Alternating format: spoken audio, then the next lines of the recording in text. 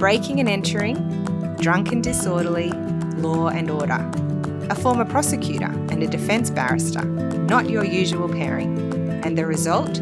Conversations about crime and punishment that are guaranteed to get you thinking. Welcome to Justice Matters, a weekly podcast with Lizzie Green and Jay Merchant. Our episodes are every Monday on Apple Podcasts, Spotify, and YouTube. Follow us on Instagram at Justice Matters Pod for clips. Enjoy the episode. This episode deals with aggravated sexual assault resulting in death. Discretion is advised because it's explicit and confronting.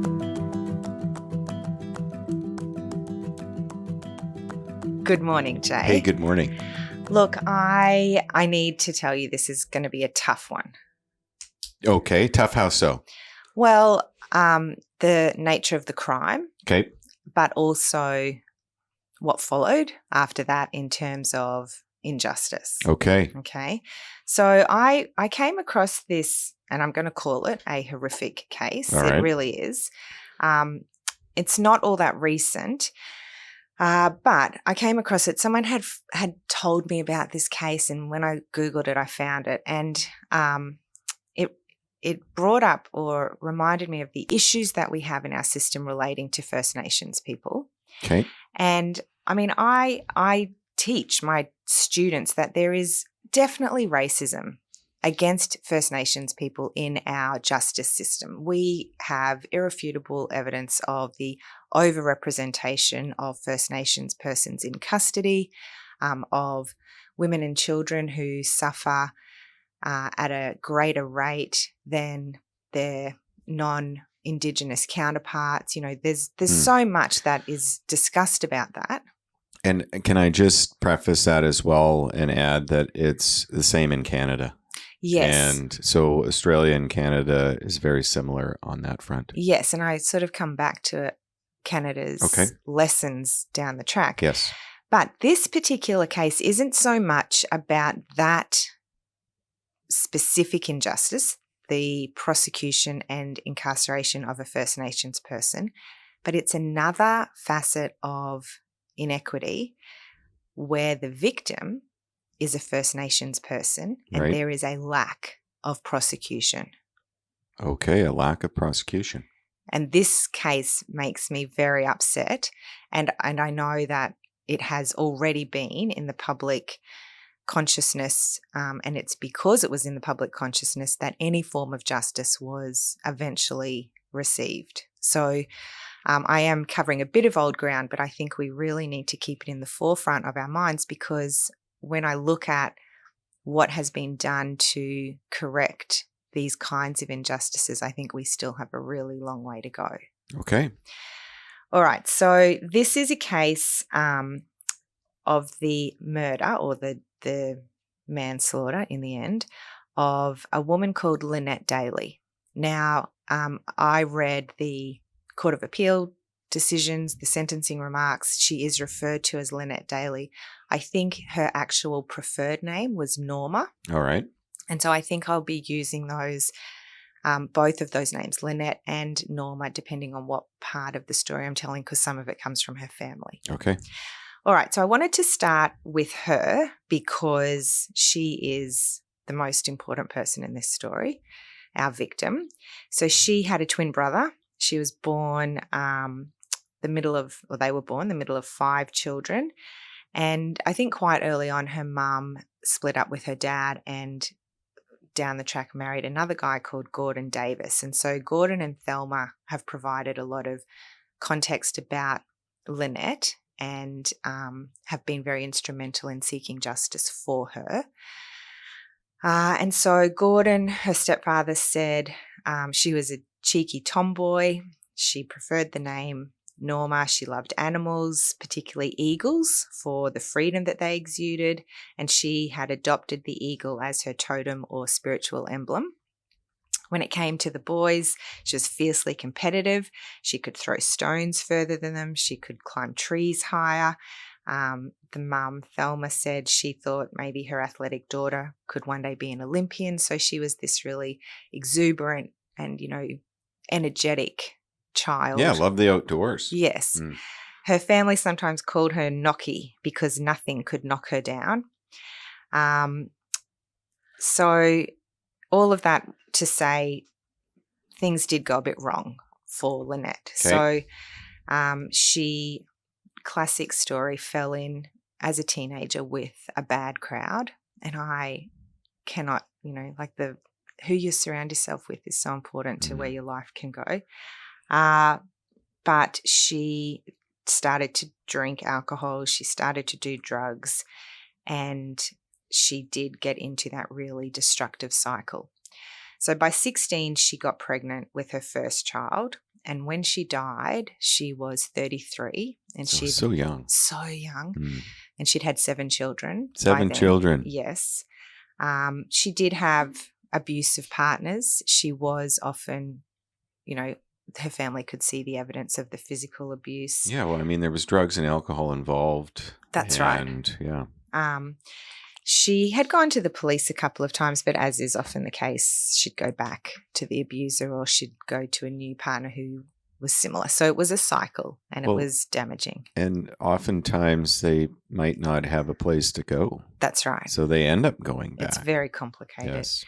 The courts did intervene when it came to her children, and they did place the children with Lynette's parents. Okay. But she remained involved with them. Of course, she loved them. Yeah. Her family loved her. Yeah. But she even knew that they were probably safer with their grandparents. So by the time she's 33, she is definitely in this alcoholic cycle.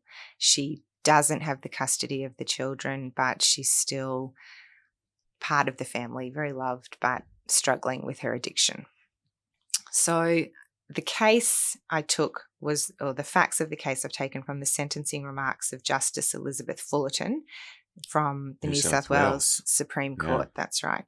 And these sentencing remarks were delivered in 2017, but the offence itself occurred in 2011. So it took 6 years to get to court. Oh, yes, it did. All right. So justice delayed. Oh, so delayed. And that's part of the really enraging aspect. All right, so at 7:20 a.m. on 27 January 2011, police received a call to attend 10 Mile Beach, a little secluded area of the coast near Iluka, northern New South Wales. Okay. I have been to that beach, camped, in that area. Yeah. It is beautiful. When the police arrived, there were already paramedics there. They had responded first and then referred the matter to the police, or it had gone on to the police then.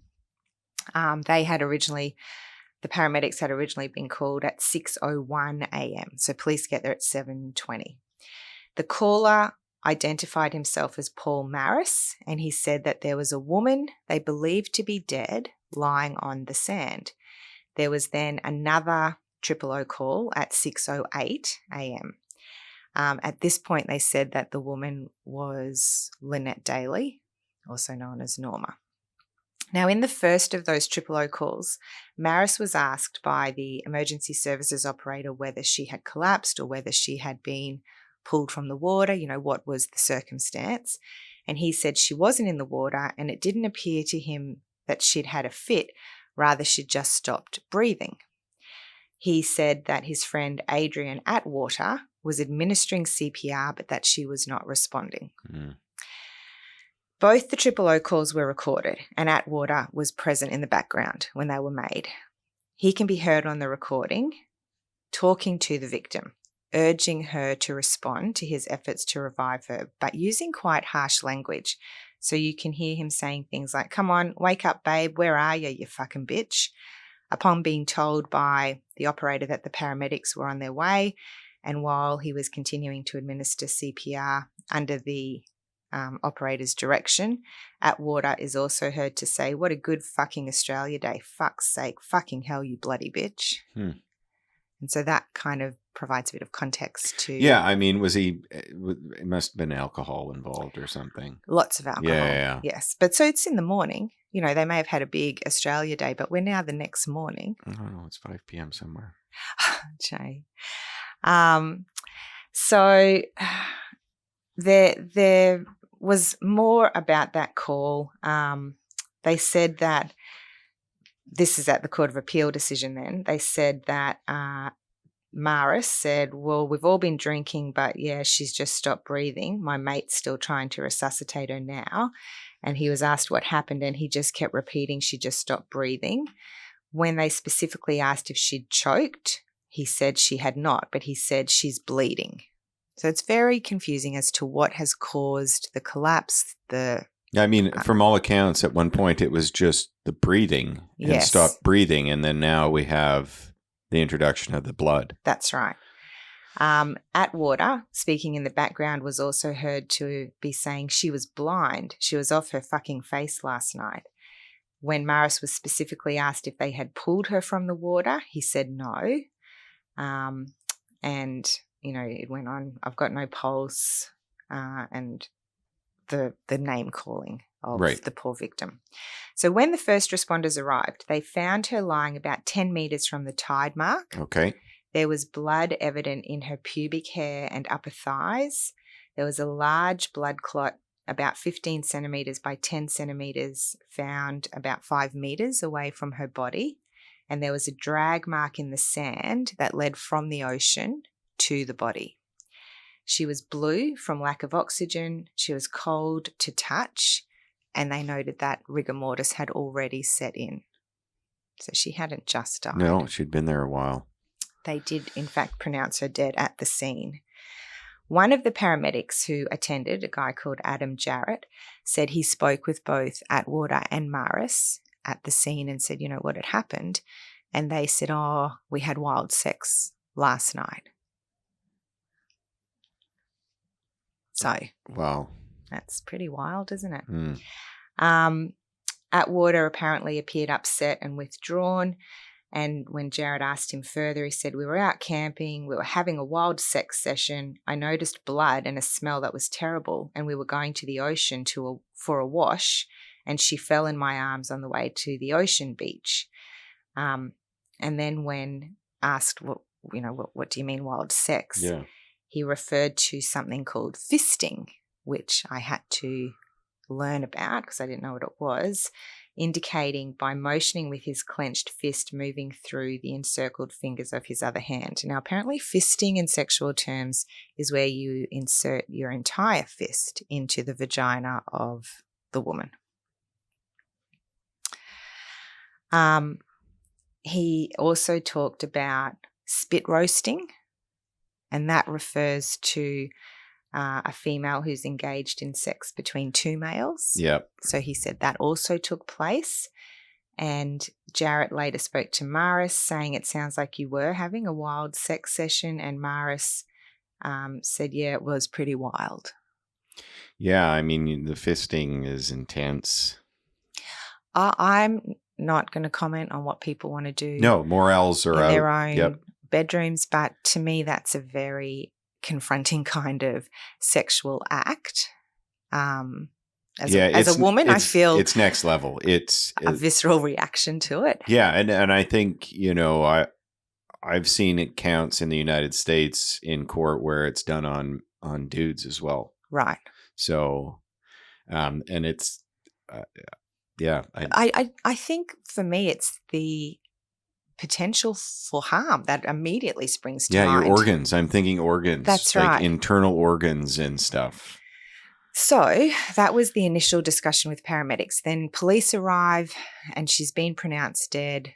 Atwater and Maris are still there. And also police do a bit of a scout around and they find a pile of burnt material under parked four-wheel drive nearby. Okay. Now, when the detectives arrived, they interviewed both of the men separately. They recorded both of the interviews, so A+. Yep. And the detectives at that time were aware of the details of the victim from the paramedic. They knew that there were burnt materials, but they didn't know the cause of death at the time of the interviews. Yeah, it hadn't been confirmed or anything like that. Yeah. So both Atwater, who was about 36 at the time, and Maris, who was about 41, again repeated this information about engaging in consensual sexual intercourse with Daley in the back of the car while it was parked in the sand dunes on the edge of 10 Mile Beach. They both said independently that all three of them had been drinking for hours the day before through the night. Yeah. And Maris told detectives that Daley performed oral sex on him while Atwater penetrated her with his fist. Maris said he couldn't sustain an erection as he was too drunk, so the oral sex did not last long. He said she was fine and wanted to do it. He said he couldn't see her face, but she wasn't objecting to it or anything like that. She was sort of happy to participate. He knew she was happy to participate because otherwise, well, she would have been saying if she wasn't. She wasn't telling Adrian to stop or anything like that. He heard her moaning and thought that meant she was enjoying the act. Yeah. Sorry, I'm just thinking your fist in that, whether it's a guy or a gal, you can't tell me that doesn't hurt. Correct. And look, 2011 definitely predates our very current understanding of what amounts to consent to sexual conduct. We now know that we are expecting an affirmative consent from any participant. But to say, well, she would have said if she didn't want to. We've got two men, both older, one woman, alone. We know for a fact that victims of sexual offending do not say no verbally, even if they want to, because of the freeze reaction, because of fear, because of myriad factors. So to just say, well, she would have said if she didn't want it, that's so, naive to think that that's a satisfactory level of proof. Yeah, no, and at some point we need to have a different discussion on consent because, and I don't want to distract from the seriousness of your case, but I do take issue with, defining consent and what we need now for consent. And, it's getting to the point where we need a waiver signed that's notarized to have sexual relations. We are going to have a conversation about that. I will say, we will, yeah. But at the same token, alcohol was involved, and that changes things a bit too in terms of... Yeah, and it can change things in different ways. Yeah. But we'll come to that. Yeah, no, we will. All right, so then when the police were talking to Atwater, he told them that she consented to him inserting just about his whole hand into her vagina while the oral sex was happening, and that it was not rough and that she enjoyed it. In relation to whether she did truly consent to those acts, he answered, Lynette was quite all right with what we were doing. She didn't say, stop it, don't do this or anything like that. She was all right with it, with what's happening. And the police officer said, well, okay, how do you know she was all right with it? And he said, well, she would have said so. She would have said, stop that, or said something to us. She would have said something. And the police officer said, well, did she say anything to you or to Paul that indicated she wanted that to happen though? And he said, well, she didn't say. I was going out with her. I used to have sex with her. And I used to play with her pussy in that, her vagina. I used to play with her vagina. And he said, it's not anything unusual, it wasn't anything unusual what went on. And he said he stopped because he had blood on his hand.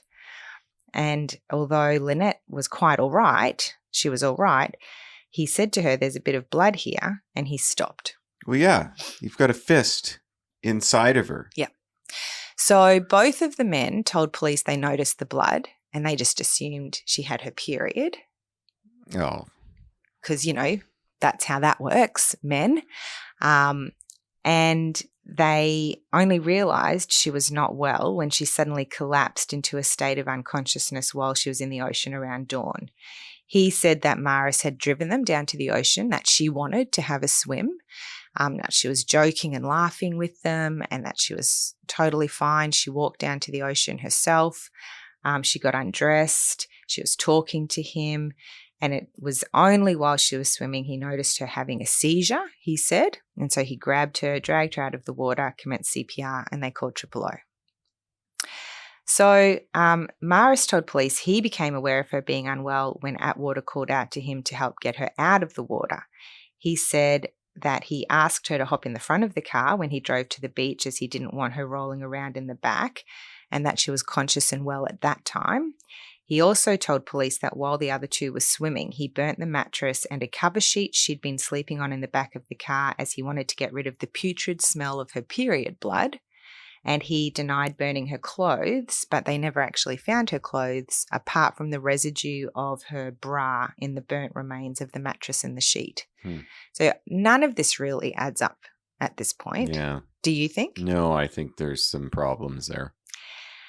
So then there was the post-mortem, and so that was conducted the next day, and Dr. Carla recorded that her cause of death was blunt force genital tract trauma. So she hemorrhaged to death. So the fisting Yes. caused her to die. There were 2 lacerations recorded in the vaginal tissue. One was 12 centimetres long and extended into the anterior wall. The second was 4.5 centimetres and extended to the posterior wall. So the entire inside of her was torn. Well, that speaks volumes to the level of force. Like I said, the fist in the vagina or the anus would hurt. Yes. And it just doesn't easily fit in there. No. So the level of damage internally shows that this was violent. Correct. And there was a really large area of hemorrhage noted when they removed the pelvic organs. So she was just hemorrhaging. She was a mess inside. Yes. There were also areas of recent bruising noted on her torso and her legs, specifically the upper thighs. The forensic pathologist stated that the length and depth of the lacerations would have caused immediate and significant bleeding, and if untreated as they were, would have led to progressive loss of blood and the inevitable hypovolemic shock and death in a number of hours. I wonder if the medical examiner could tell if there was any similar injuries previously, because they talked about having wild sex previously. Yes. And if it was the case that this happened previously, there would presumably be some injuries. But well, it obviously wasn't to this extent, because she couldn't have survived that's right. it. Yeah. Now, in terms of the alcohol consumption, and this is relevant when we hear about the 6-year delay. So her blood alcohol content at the time of her death was 0.303. Whew. So I think I read somewhere before that if you're like 0.26, you could die. Like, that level of alcohol can be fatal. So this is 0.303. And actually, I'm not a medical person. Yeah, no, I don't know, but I know that that's a high range. But they also said it could have been as high as 0.46 at the time of the sexual conduct, because that was some hours prior. Yeah. She did lose about 2 litres of blood of the estimated 4.5 litres she would have had in her body. But that degree of alcohol means that the possibility of her being in any state to consent, that changes things dramatically, is very remote. Yep. Also, they said that her cognition and her coordination would have been profoundly impaired. So for them to be saying she was fine, she was joking and talking and walking around and going swimming, is all very unlikely. Oh, absolutely. They also said that the seriousness of the injuries would have been extreme, and she would have experienced excruciating pain. Any movement or touching would have intensified the pain. So again, that fact that she was moving freely, going for a swim, all of that sort of thing, very improbable. So as a result, Atwater was charged with manslaughter and aggravated sexual assault on the 19th of April 2011. So charged 3 months later. Yep. Maris was charged with being an accessory after the fact to the manslaughter and aggravated sexual assault just 2 days later. So both of them charged within 3 months. They're parties to the offences.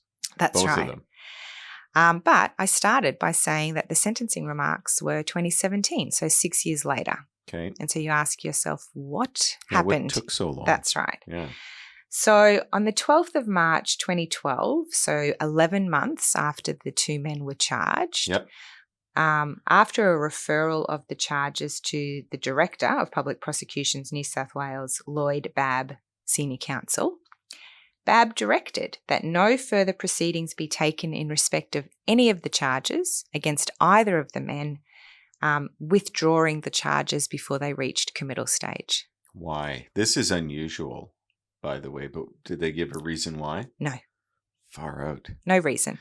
Just that's it. No charges to proceed. So that was the end of that. All right. In August and November of 2014, at, I think, the urging of Lynette's family, there was a coronial inquest. Yep. And so the inquest was conducted by the state coroner, Michael Barnes. Among his many findings, he stated, "There can be no doubt the injury which led to Norma's death was inflicted by Mr. Atwater." So named him, said no doubt. Yep. Very firm statement. Well, this would also be evidence that the police had as well. Like this would be from the police evidence. Well, and I am critical of the DPP here, not the police. No, I'm extremely surprised that the director of public prosecutions would unilaterally make this decision. Yes. So the state coroner also noted that Atwater and Maris attempted to cover up their heinous acts by burning items that were covered in her blood. He said they both gave untruthful accounts of events because they feared their actions and inaction would reflect badly on them. He said, faced with the truly horrifying facts of this case, any reasonable person would find it impossible to apprehend a logical reason why the DPP should choose not to prosecute Atwater and Maris. Takes away words right out of my mouth. He did also praise the police for their diligent work in investigating the matter. Yeah. On the 27th of November, the final day of the inquest, he referred the matter again to the DPP, who was still Lloyd Babb. And that was a reflection of his opinion that the evidence available was capable of satisfying a jury that a known person has committed indictable offences and there are a reasonable prospect a jury would convict. I mean, if you look at the evidence that we had up to this point, Liz, there was a hell of a lot more evidence available than some of the matters that are prosecuted right now. Correct. And I am shocked that decision from the DPP, under no circumstances, any further charges, there needs to be an investigation into that. So that information about what the state coroner said, I had to take from media articles, because if you go and look on the New South Wales Coroner Court website, there is an entry for this inquest, but it says findings removed to avoid the potential for prejudice in the prosecution of persons connected. Okay. So you can't actually read it. Right. But it is evident that it was there. So, great. We've got this coroner decision referral to Lloyd Babb. At some date following this, I'm not quite sure what it was, Babb again directed that no criminal proceedings would be instituted against either of the offenders as per the coroner's referral. The reason that was provided at this point is that there was insufficient evidence to prosecute. Well, I call bullshit on that. So the only thing I can think when they say insufficient evidence would have to come down to the issue of consent. Surely? No, not with that blood alcohol level, though. Well, yes, but what else? Huge. Like there is forensic evidence that directly connects the conduct with the death. And the injuries. That's right. So I can't. I'm struggling. And it wasn't a murder charge, so they don't have to prove he intended to kill, just that it was intentional force.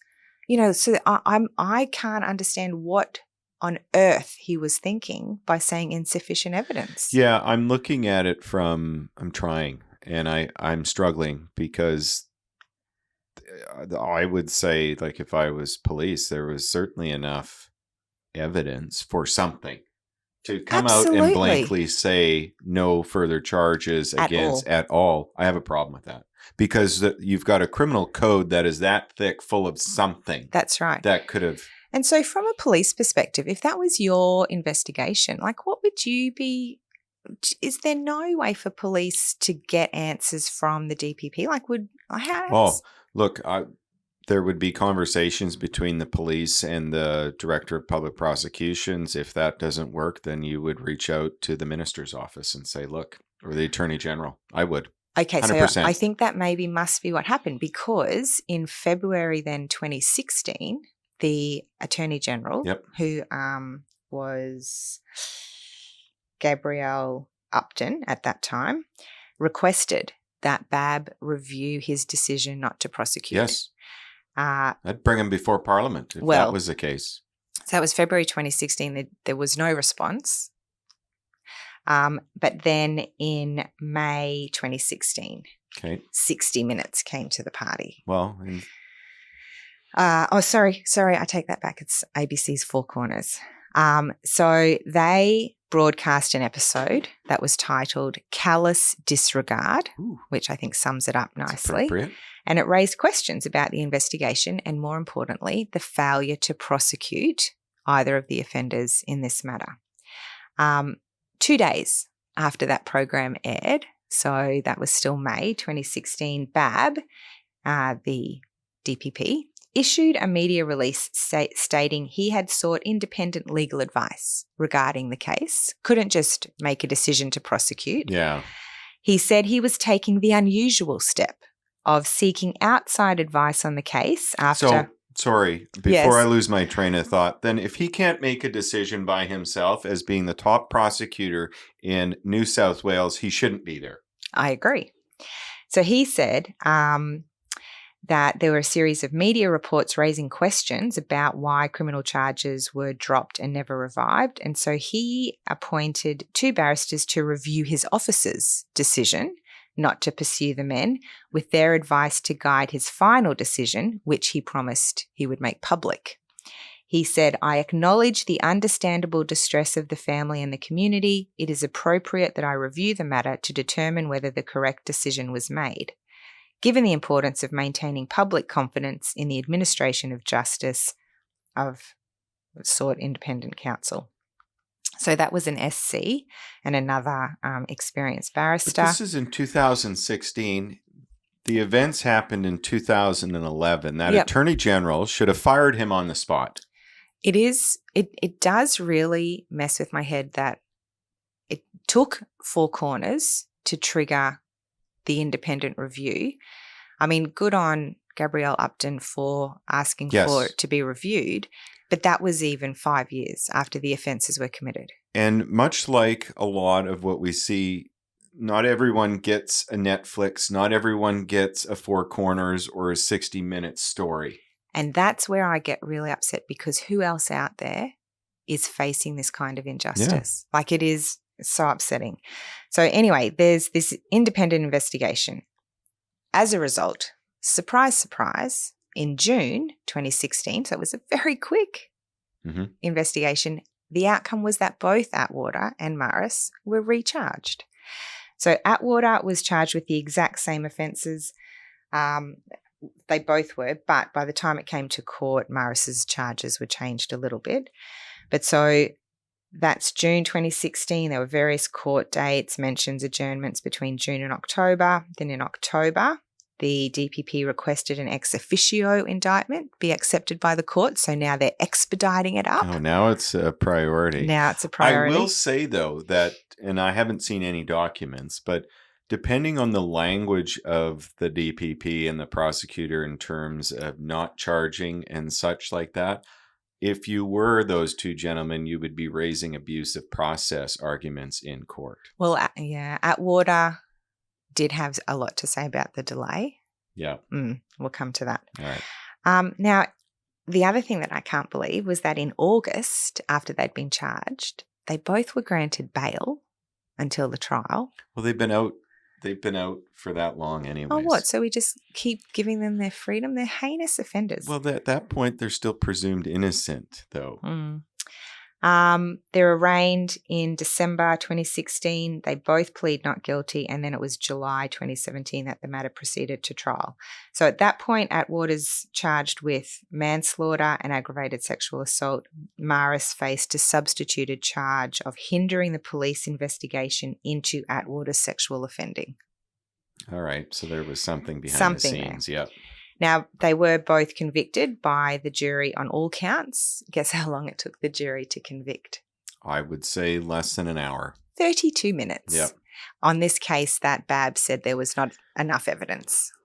32 minutes for a jury to come back, and yet it took 6 years for the director of public prosecutions to even commence proceedings. Yep. This is absolute bullshit. Yes.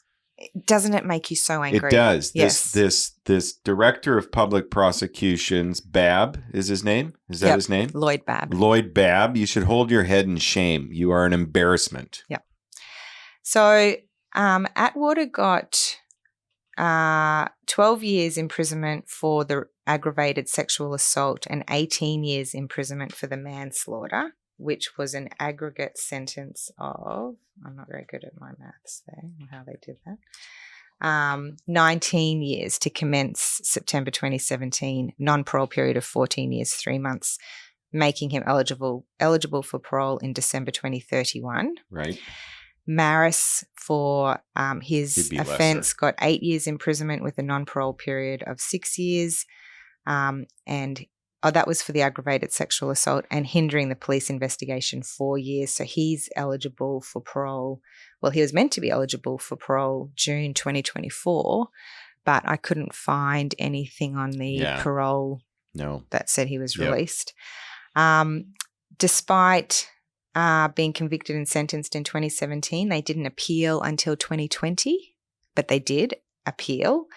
Both their convictions and their sentences. Atwater appealed in March 2020, Maris in August. They each claimed error on the part of the trial judge in relation to directions given to the jury. They also argued the verdicts were unreasonable. Their appeals were unsuccessful on all grounds. I wonder what I know I don't expect, but I'm curious as to the directions in a matter like this. And it was about lies. Yes. Okay. Fair enough. Atwater said, according to his defence counsel, he was entitled to proceed on the understanding that he would never be held criminally responsible or for her death or the circumstances because the charges were dropped. And he said in an affidavit that he thought it was all over and decided to make a fresh start in Queensland, and said, the stress of this event being present in my mind for all of these years has had a big effect on me. I've been really stressed and worried ever since it happened. Things were going okay in Queensland until the police charged me again. I couldn't believe the whole thing was starting all over again, and I was so anxious not knowing what would happen. Boo-hoo. Yeah, I know, but at the same token, I would be making an abusive process argument based off of Babb's decisions in the first place. But how's that fair for Lynette? Like, one man's inability to do the right thing, why should the victim be the one who suffers as a result? Well, unfortunately, he's the top prosecutor in that state, and I see what you're saying, but that's why it's so important to have good people in these positions so that decisions are made correctly in the first place. So the sentencing court said, look, we understand that was hard for you and has elements of unfairness, but overall, we're going to proceed. They wouldn't. Yeah. It wouldn't have. All right. So a week after the trial concluded, the current Attorney General of New South Wales, Mark Speakman, issued a please explain to Babb, confirming to the media he'd sought an urgent brief on the circumstances surrounding the case and all of that delay. I'm not quite sure what the response to that was. There was a lot of discussion about the role of the DPP to determine whether or not to prosecute cases, and it's part of the separation of powers, the independence, all of that. But as was articulated by Justice Fullerton, she said, where the sufficiency of evidence to support a charge is referred by investigating police to the DPP for their consideration, there is a clear public interest in those questions being assessed with a level of efficiency, thoroughness, and dispatch commensurate with the overriding principles inherent in the administration of criminal justice. And she said, not infrequently there will be some delay in an accused person being ultimately brought to trial, but in this case, there is no explanation from the Director of Public Prosecutions or by senior counsel who appears on his behalf for the delay in prosecuting the offenders. The delay of the offenders has not only operated unfairly on them, but it has also operated to the direct detriment of the family of the deceased and has had the potential to undermine public confidence. And she specifically said, I hold Lloyd Babb solely responsible. Thank you, Judge. Yes, very good judgment. Yeah. Yes. So outside of court, after the jury verdict, Gordon Davis, who was Lynette's stepfather, Yes. said that Babb should be sacked, just like you, Yep. for not prosecuting in 2012.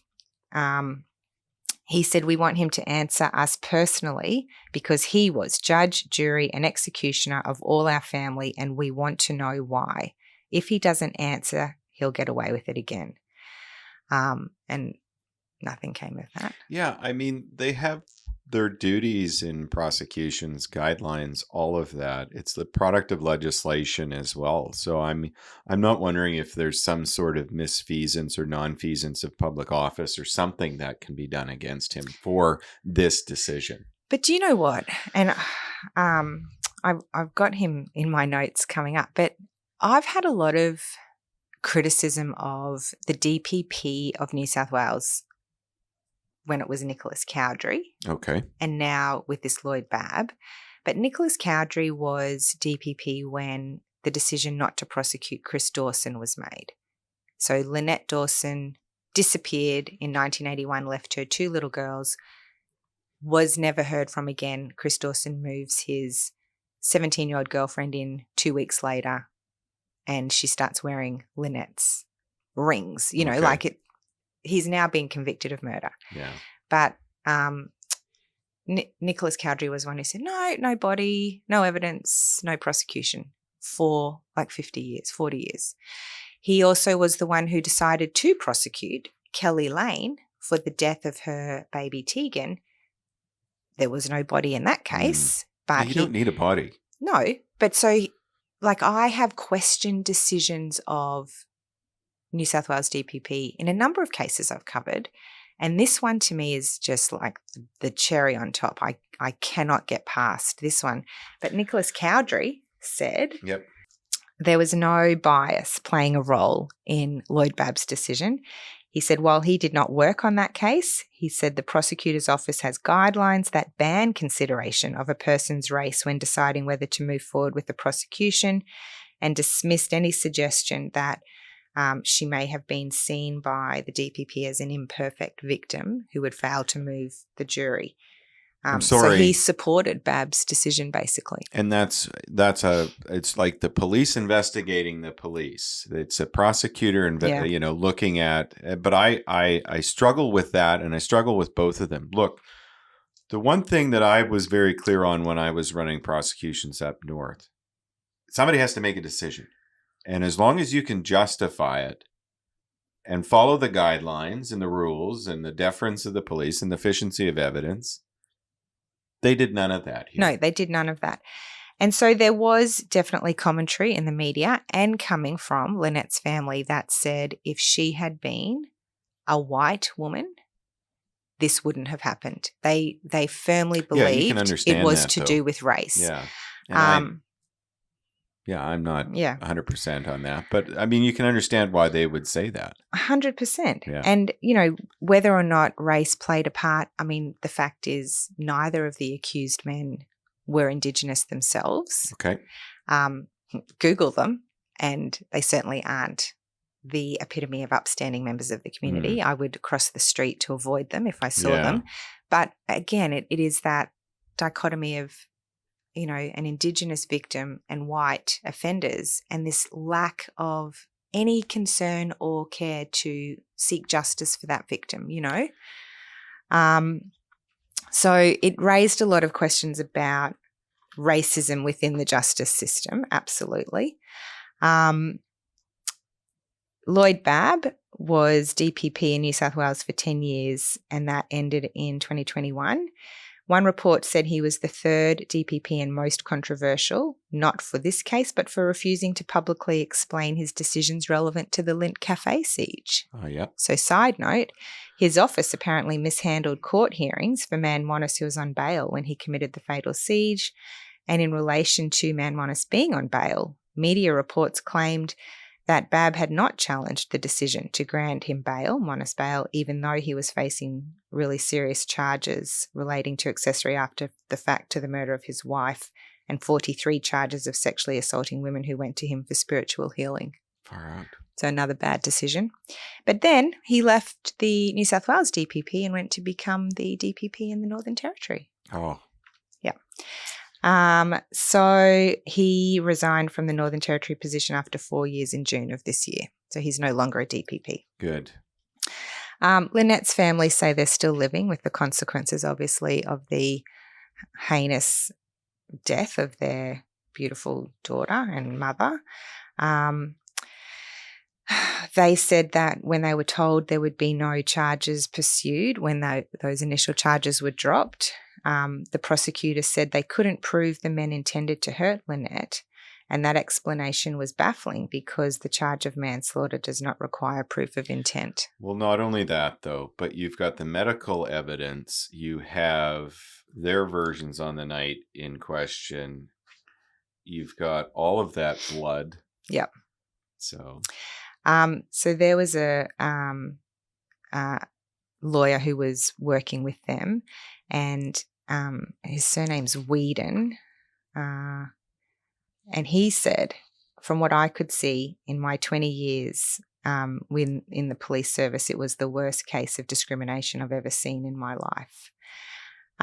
So I think this case is just a really,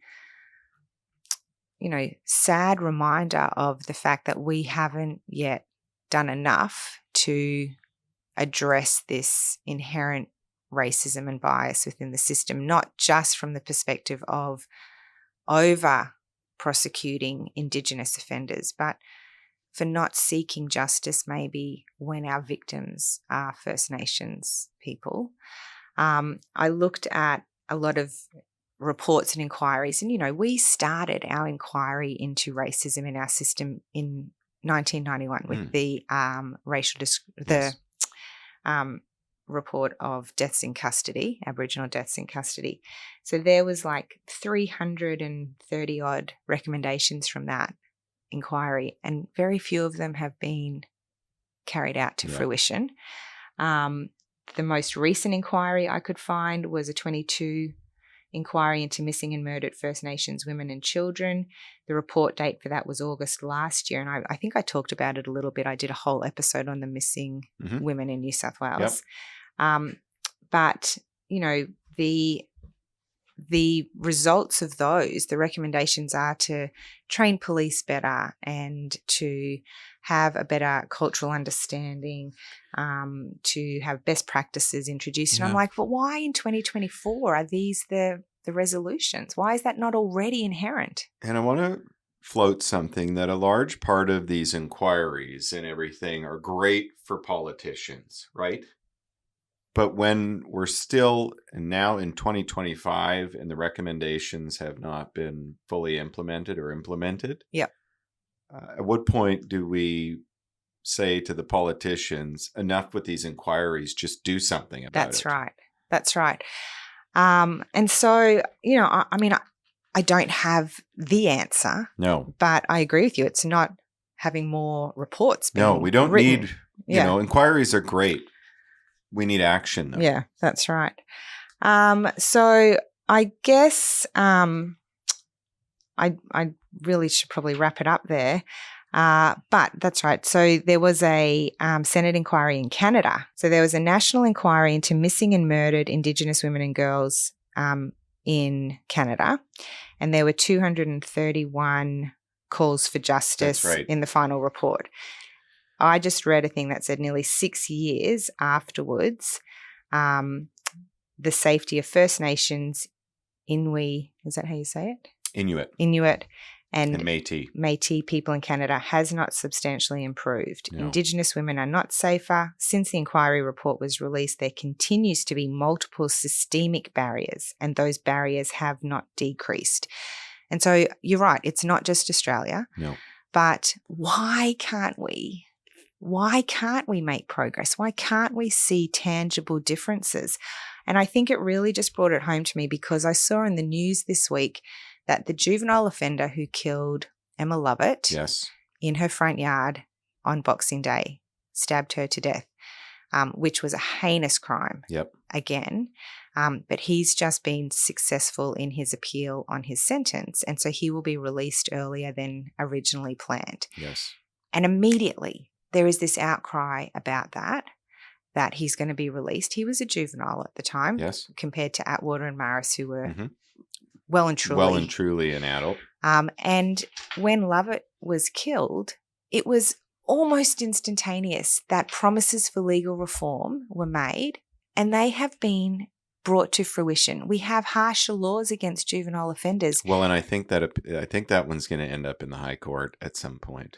Which is fine. I also think she needs justice, but to me that just is a really poignant contrast of this beautiful white woman murdered in her front yard in front of her family versus beautiful Lynette Daly. You Google pictures of her. I will. And she is beautiful with her 7 children and her family who loved her. And there is no parity in justice for these victims. The inequity is massive.